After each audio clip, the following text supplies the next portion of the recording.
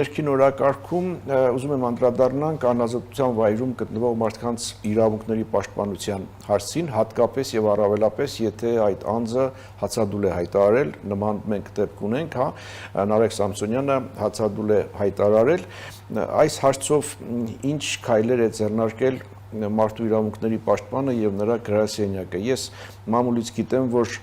բողոքի ակցիա տեղի ունեցավ ձեր գրասենյակի դիմաց, ձեզ ուղղված քննադատություն կար, որ դուք անգործություն եք ցուցաբերել։ Սրա հետ կապված ինչ արձագանք ունեք դուք։ Նախ նշեմ, որ ազատությունից զրկված բոլոր անձանց իրավունքները ինձ համար իրապես չափազանց կարևոր են եւ նաեւ ազատությունից զրկված անձինք գիտեն, քանի որ իրենց հետ ես նաեւ անմիջական եմ բարբերաբար շփումներ ունենում, որ շատ մարդկային եմ վերաբերում իրենց բոլորի հետ կապված տարատեսակ հարցերին, իրավունքներին, ինձ համար ընդհանրապես կարևոր չէ թե անձը ինչ արարք է կատարել,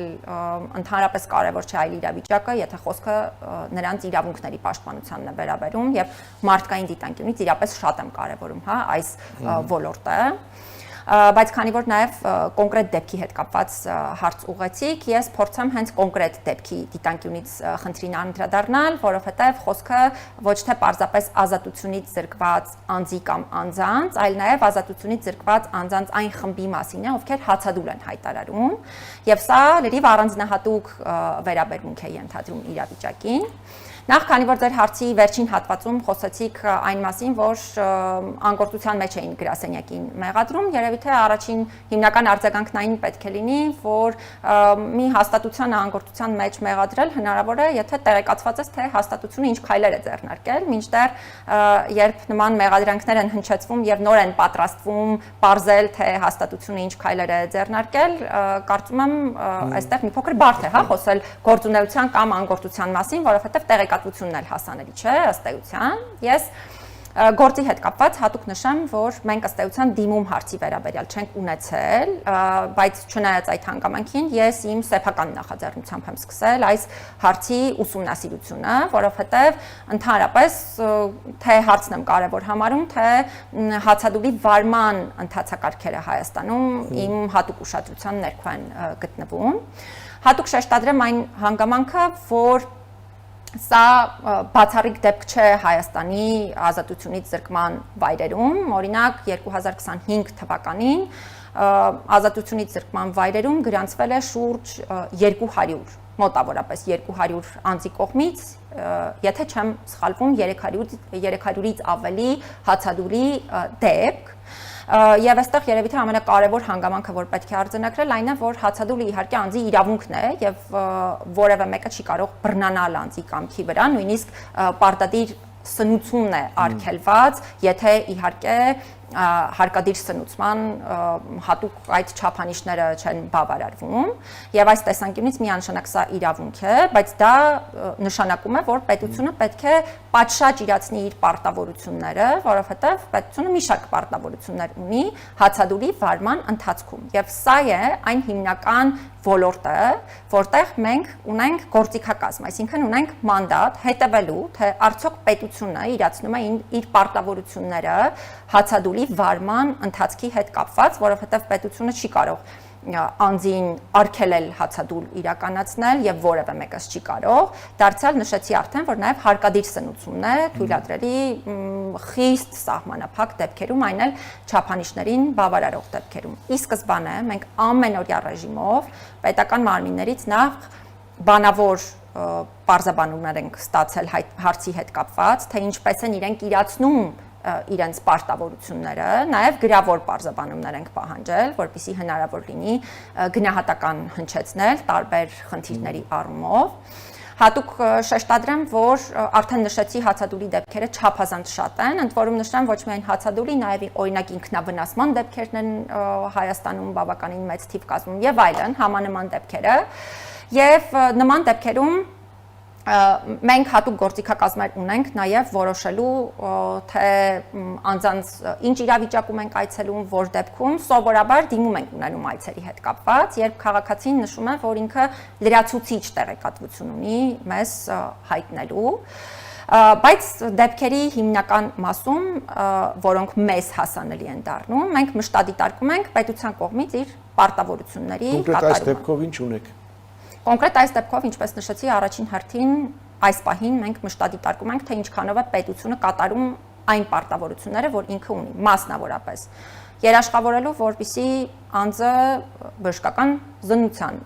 ենթարկվի պատշաճ ժամանակահատվածում, եթե անհրաժեշտություն կա բժշկական միջամտությունների,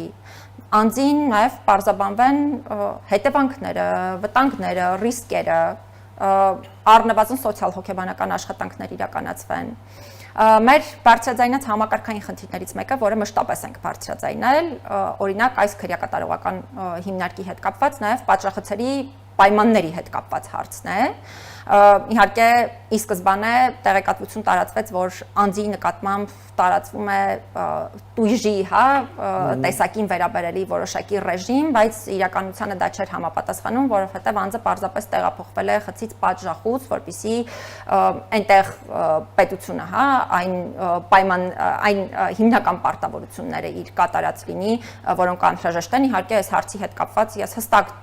դիրքորոշում ունեմ եւ նաեւ պետական մարմիններն են տեղեկացված, իրենց հետ նաեւ ունեցել ենք հաղորդակցություն։ Առնվազն արմավիր քրեակատարողական հիմնարկում պատժախուցը համենայն դեպս սա չեն գտնվում այն վիճակում, որոնք բավարարում են ժամանակակից միջազգային չափանիշներին։ Այս մասով մենք նույնիսկ մի քանի ամիս առաջ հատուկ քննարկում ենք ունեցել քրեակատարողական ծառայության գործընկերների հետ։ Լավ նորությունն այն է, որ նրանք իրապես շատ կառուցողական են եւ հանձնառու են խնդիրները լուծելու, բայց փաստացի մենք այս պահին ունենք այն, ինչ ունենք եւ պայմանների հետ կապված միանշանակ անհրաժեշտ է հստակ փոփոխություն իրականացնել, բայց եթե հետ վերադառնամ նաեւ կոնկրետ դեպքին եւ կոնկրետ իրավիճակին, քանի որ քննադատությունների մասին խոսեցիք, նաեւ նկատառումներից մեկն այն էր, որ մենք պետք է հենց այս դեպքով հայտարարություն իրականացնենք, հրապարակային հայտարարություն ունենանք։ Ուզում եմ սա էլ հատուկ շեշտադրել, իհարկե միջազգային չափանիշների համաձայն մարդու իրավունքների պաշտպանը ինքը պետք է որոշի, թե որ դեպքին է ընդհանրապես անդրադառնում, այդ թվում հրապարակային եղանակով եւ այս առումով որևէ միջամտություն արգելված է մարդու իրավունքների պաշտպանի գործունեությանը, բայց պետք է նաեւ մի քիչ ստանդարտների մասին խոսեմ կամ այն գործիքների, որ մենք սովորաբար կիրառում ենք հրապարակային հայտարարություններ տալիս։ Հրապարակային հայտարարություններ համակարգային խնդիրների վերաբերյալ մենք պարբերաբար ենք ունենում, որովհետև համակարգային խնդիրները դրանք այն խնդիրներն են, որոնք ոչ թե մի դեպքում են այսպես տեսանելի, այլ դրանք անընդհատ են տեսանելի դառնում եւ հացադուլի վարման ընթացքի, կալանք խափանման միջոցի, խոսքի ազատության հետ կապված ու դրա համար պատասխանատվության միջոցների, ՔԿՀ-ների պայմանների եւ այլնի վերաբերյալ հրապարակային հայտարարություններ ես ինքս պարբերաբար եմ ունեցել համակարգային խնդիրների հետ կապված։ Անհատական դեպքերով սովորաբար հրապարակային հայտարարություն իրականացնում ենք այն դեպքերում, երբ այդ անհատական դեպքի շրջանակներում այսպես միախառնվում են իրավունքների, երաշխիքների այն հիմնական խախտումները կամ այնպիսի մեծ աստիճանի է հասնում խախտումը, որ այդ օրինակով հնարավոր է ցույց տալ մնացյալ բոլոր իրավիճակներում էլ համակարգային խնդիրները։ Օրինակ բերեմ, փաստաբան Ալեքսանդր Կոչուբաևի հետ տեղի ունեցած իրադարձությունների պարագայում մի դեպքի շրջանակներում մի շարք խնդիրներ էին այսպես միախառնվել եւ այդ օրինակով դա իմ անձնական որոշումներ ցույց տա, որ այսինչը թույլատրելի չի եւ այսինչ իրավիճակում թույլատրելիության սահմանները սրանք են։ Դարձյալ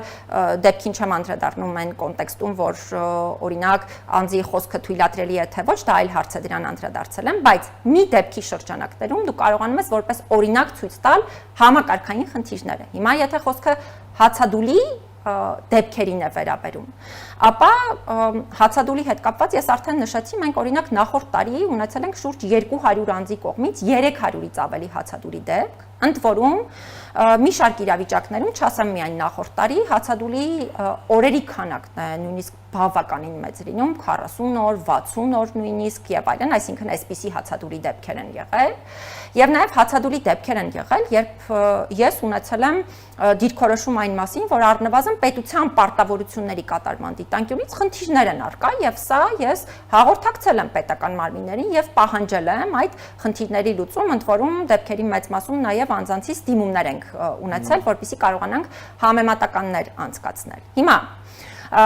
հացադուլի վարման ընթացքին։ Մշտապես եմ նաև հրապարակային անդրադարձել, բայց նրա համար, որպեսզի դեպքը օգտագործենք համակարգային խնդիրներ ցույց տալու համար, մենք պետք է այդ դեպքի շրջանակներում ունենանք արձանագրված խախտումների այդ շղթան, որպեսզի հենց այդ դեպքի միջոցով ցույց տանք իրավիճակը։ Մենք դեռևս այս փուլում չունենք համենայն դեպս գնահատական, նմանատիպ գնահատական, որպեսզի հենց դեպքի հիման վրա կարողանանք հրապարակային հայտարարություն իրականացնել։ Իհարկե դեպքի մանրամասներին